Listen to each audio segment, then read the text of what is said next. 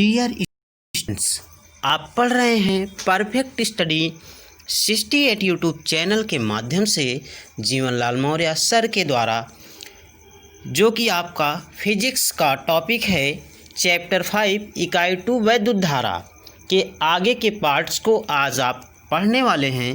तो इस पार्ट्स का टॉपिक है विद्युत सेल। आगे का पार्ट है विद्युत सेल।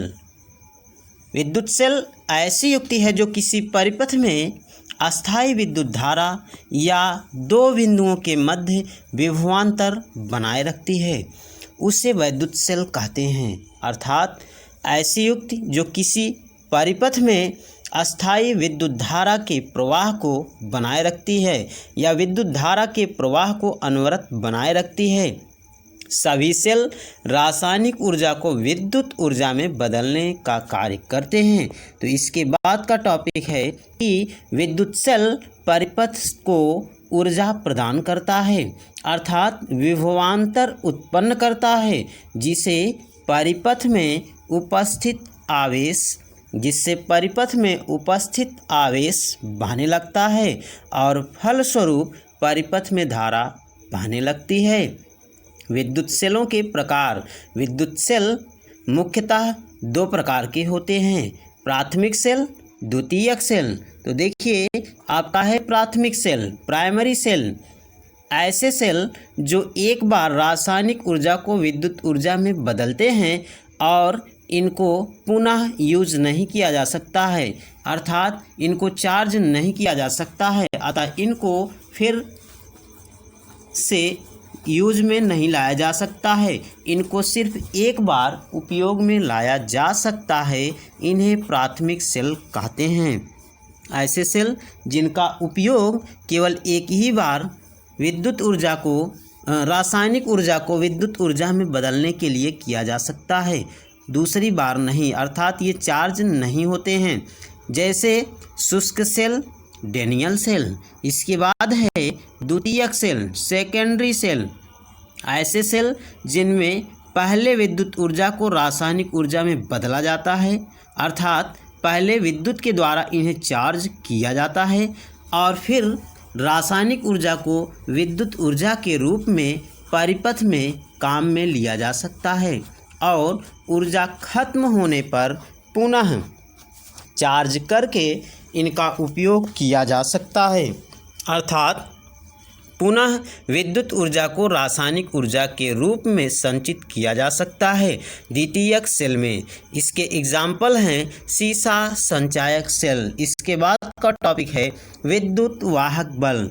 एकांक आवेश को परिपथ में बहने के लिए या प्रवाहित होने के लिए द्वारा किया गया कार्य या आवेश को दी गई ऊर्जा को ही सेल का विद्युत वाहक बल कहा जाता है। अथवा इसकी दूसरी परिभाषा है जब सेल से कोई धारा न ली जा रही हो, उस स्थिति में सेल के दोनों इलेक्ट्रोडों के मध्य विभवांतर को सेल का विद्युत वाहक बल कहते हैं।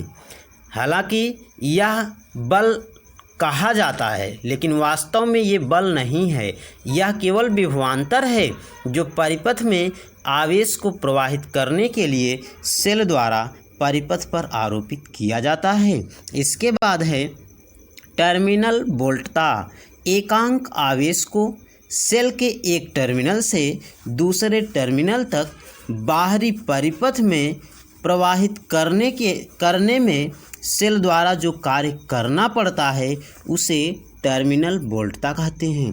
फिर से देखिए, एकांक आवेश को सेल के एक टर्मिनल से दूसरे टर्मिनल तक बाहरी परिपथ में प्रवाहित करने में सेल द्वारा जो कार्य करना पड़ता है उसे टर्मिनल वोल्टता कहते हैं। या सेल बंद परिपथ में लगा हो तो सेल के दोनों इलेक्ट्रोडों के मध्य विभवांतर को टर्मिनल वोल्टता कहते हैं।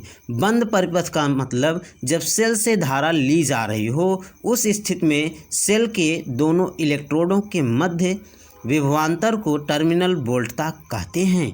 इसके बाद का टॉपिक है सेल का आंतरिक प्रतिरोध।